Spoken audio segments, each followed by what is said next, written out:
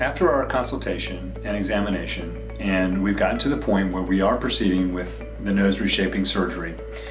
patients will come in for a preoperative evaluation and discussion. At that time, which usually occurs somewhere around 2 weeks prior to the procedure,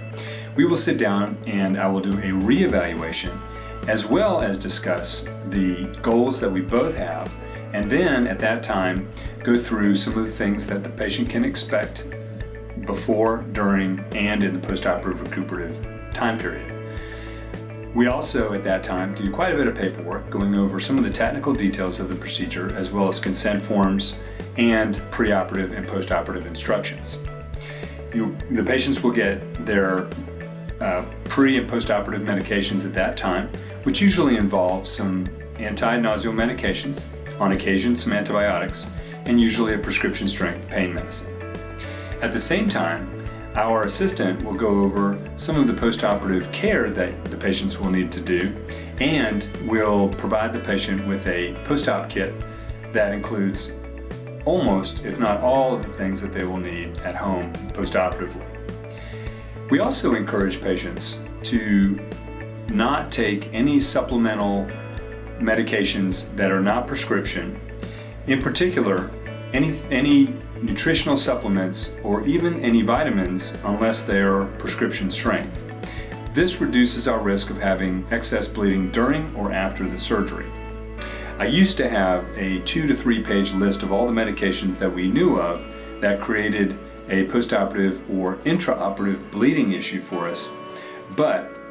what I do with the patients is go through their medication list, determine what challenges we may face, such as blood thinners, such as aspirin or ibuprofen, that we generally recommend patients not take 2 weeks prior to the procedure. There are some patients that have to take these for certain medical issues, and we can go through those with the patient or even their primary doctor, or if necessary, their cardiology team. After surgery, we generally recommend that the patients take ibuprofen if necessary, as we have not seen it increasing the risk of bleeding in our postoperative rhinoplasty patients.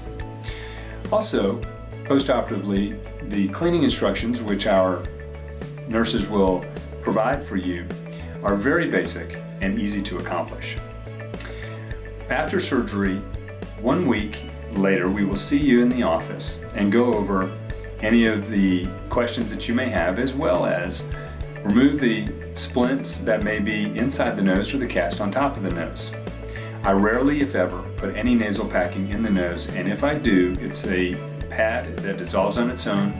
with nasal saline irrigation, or when you come back in and I suction the nose.